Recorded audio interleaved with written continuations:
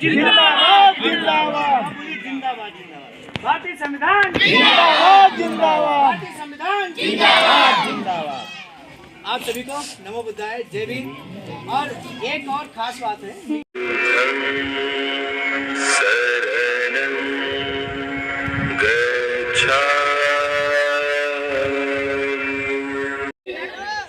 जानते हो भगवत तुम्हारे भग रागो भग रोषो भग मोह नाशो, जिसके राग द्वेष और मोह भग्न हो गए हैं, भगास पाप का धम्मा, जिसने अपने सभी पाप रूपी धर्मों को भगा दिया है, वो है भगवान। भगवान कोई आसमान में रहने वाला नहीं है, समझ रहे हैं आप? लोग कहते हैं भगवान भगवान भगवान, भगवान कोई आसमान में नहीं रहने वाला नहीं है। भगवान कौन है? जिसने राग द्वेष को भगा दिया, मोह जिसका खत्म हो गया, भगास पाप का धम्मा, जिसने पाप रूपी जितने भी धर्म है, जितने भी पाप हैं, जितने भी अनाचार हैं, दुराचार हैं, वे सब जो जिसने भगा दिए हैं, हटा दिए, खत्म कर दिए हैं, तेसं भगवा उच्चतो, से भगवान कहते हैं। बुद्ध की वाणी है, बुद्ध की वाणी है, और भगवान बुद्ध की वाणी में लिखा मिलता है बुद्ध वचनं अमोघ वचनं, बुद्ध वचनं अमोघ वचनं। समझ रहे हो?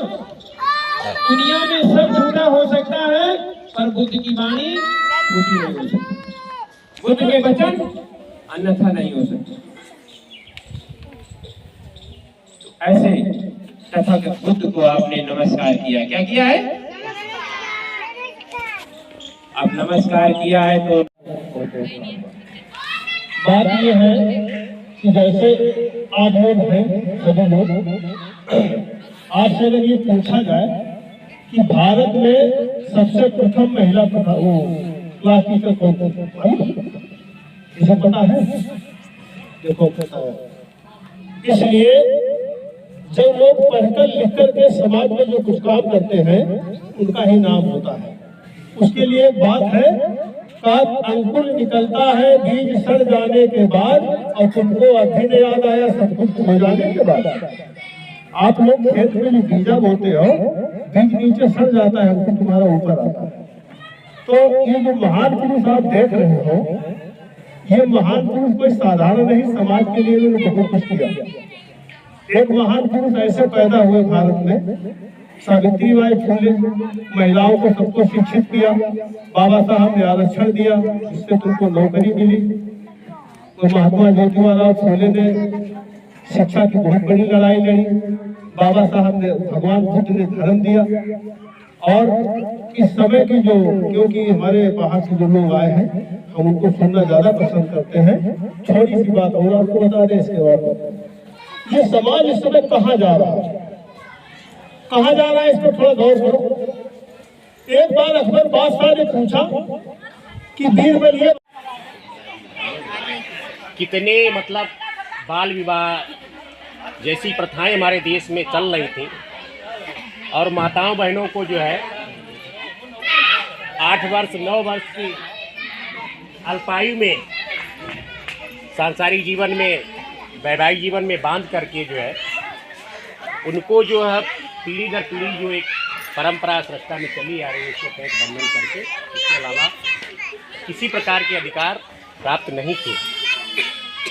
उस जमाने में माता सावित्रीबाई फुले, हालांकि इनका विवाह 9 साल की आयु में, अल्पायु में हो गया था ज्योतिबा फुले जी के साथ, और शिक्षित दीक्षित नहीं थी। उसके बाद भी इन्होंने, इनके अंदर पढ़ाई की लगन थी, और उस समय इन्होंने संघर्ष चालू किया, यहाँ तक कि इन्हें अपने घर परिवार, सास ससुर से भी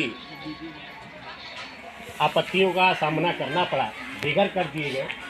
उस ज़माने में संघर्ष करके इन्होंने जो है फातिमा शेख बहन और उस्मान भाई के साथ मिलकर के जो है महिलाओं में शिक्षा दीक्षा की अलग जगाने का कार्य किया। जब इनको रास्ते में आते जाते लोगों ने परेशान किया तो इन्होंने ईंटें पत्थर सब कुछ फेंके गए। उसके उपरांत भी इन्होंने संघर्ष करना चालू नहीं किया, छोड़ा और विद्यालय सन 1848 से लेकर 52 तक जो भी उन्होंने विद्यालय खोले, यहाँ तक कि जब उस एज में हमारे देश में जब विधवा विवाह, पुनर्विवाह विवाह जैसे भी कानून नहीं बने हुए थे, उस दौरान जो महिलाएं विधवाएं हो जाती थी, उनके संरक्षण के लिए बहुत सारे कार्य किए, प्रसूत महिलाओं के लिए किए। उस समय हम लोगों ने पीने का अधिकार पाने का था, उस समय अपने स्तर से व्यवस्थाएं की। कुल मिला के वंचित समाज के लिए राष्ट्रमाता सावित्रीबाई फुले ने और ज्योतिबा फुले पूरे दोनों दाम्पत्यों ने जो है आजीवन संघर्ष किया। और अंततः जब राष्ट्रमाता सावित्रीबाई फुले का देहांत हुआ तो वो भी उस समय प्लेग जैसी महामारी का एक दौर था। इनकी सेवा करते हुए इनका दुखद निधन हुआ। तो ऐसी हमारी राष्ट्रमाता सावित्रीबाई फुले, जो आप लोगों के समक्ष इनकी फ़ोटो है। तो इस देश में जो भी हमारे महापुरुषों ने संघर्ष किया है, उस समय की परिस्थितियाँ कुछ रहीं। और आज हम लोग जो अभी 26 जनवरी आने वाला, हम लोग गणतंत्र दिवस मनाएंगे बोलते हुए, और पितातुल्य बुजुर्गों एवं भारत भूमि की पूजनीय माताओं एवं बहनों, हम उम्र दोस्तों एवं प्यार योग्य बच्चों, सभी को जय भीम, नमो बुद्धाय। नमो बुद्धाय, जय भीम।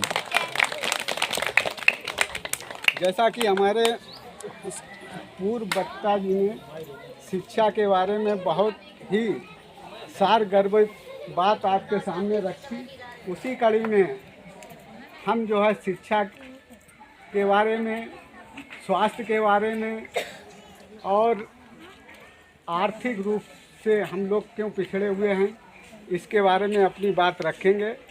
और एक कहानी के माध्यम से मैं आपके सामने बात रखूँगा अपनी।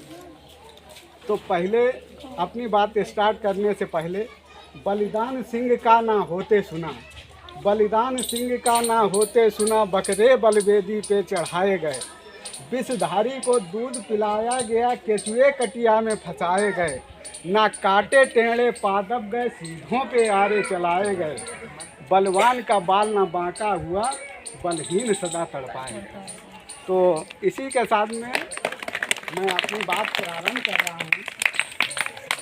सर्वप्रथम मैं देखता हूँ अपने समाज में जो हमारे बुजुर्ग लोग थे, उन्होंने हम लोगों को यहाँ तक पहुँचाने के लिए कितना संघर्ष किया और क्या कुछ नहीं किया। लेकिन आज की जो युवा पीढ़ी है, उसको मैं देखता हूँ और समाज का आकलन करता हूँ तो बहुत अंतर मुझे नज़र आता है। अंतर क्या आता है कि पहले हम लोग किसी दूसरे के सताए हुए, दूसरे के अंडर में गुलाम हुआ करते थे, लेकिन आज हम खुद गुलाम हैं। खुद गुलाम किस तरीके से हैं कि आज एक नया फैशन चला है नशा का।